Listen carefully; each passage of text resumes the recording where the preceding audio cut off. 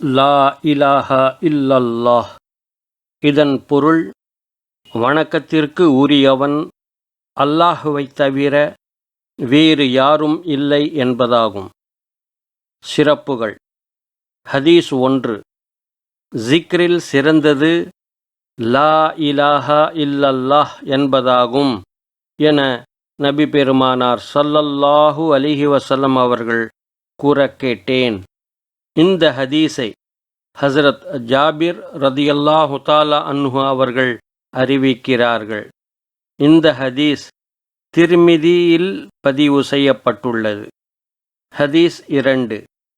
தன்னுடைய இதயத்தில் அல்லது தன்னுடைய நஃப்ஸில் அந்தரங்க சுத்தியுடன் லா இலாஹா இல்லல்லாஹு என்று கூறியவர் கியாமத்து நாளில் என்னுடைய ஷஃபாஅத்துக்கு அருகதையுள்ளவர் ஆவார் என்று நபி பெருமானார் ஸல்லல்லாஹு அலைஹி வஸல்லம் அவர்கள் கூறினார்கள்.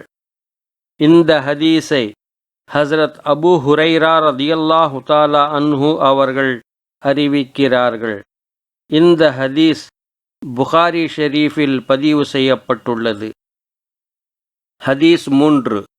லா இலாஹா இல்லல்லாஹ் என்று கூறி பிறகு அதே நம்பிக்கையில் இறந்துவிடும் எந்த அடியாரும் சொர்க்கம் செல்வார் என்று நபி பெருமானார் ஸல்லல்லாஹு அலைஹி வஸல்லம் அவர்கள் கூறினார்கள்.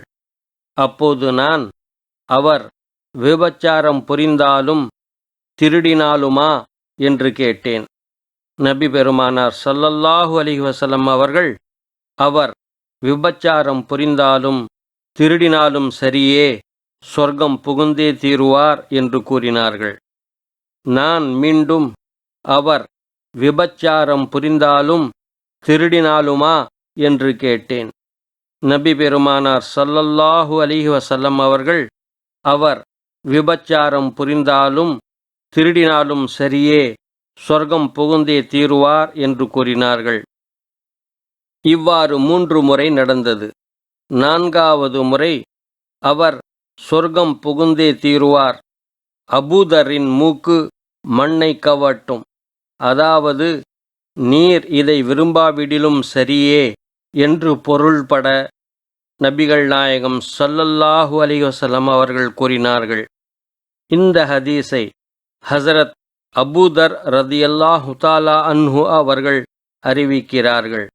இந்த ஹதீஸ் ஸஹீஹ் முஸ்லிமில் பதிவு செய்யப்பட்டுள்ளது. ஹதீஸ் 4.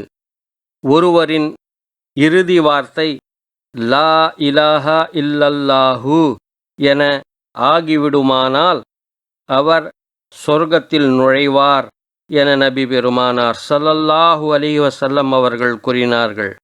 இந்த ஹதீஸை ஹஸரத் முஆத் ரதியல்லாஹு தஆலா அன்ஹு அவர்கள் அறிவிக்கிறார்கள். இந்த ஹதீஸ் அபூ தாவூத் மற்றும் ஹாக்கிமில் பதிவு செய்யப்பட்டுள்ளது.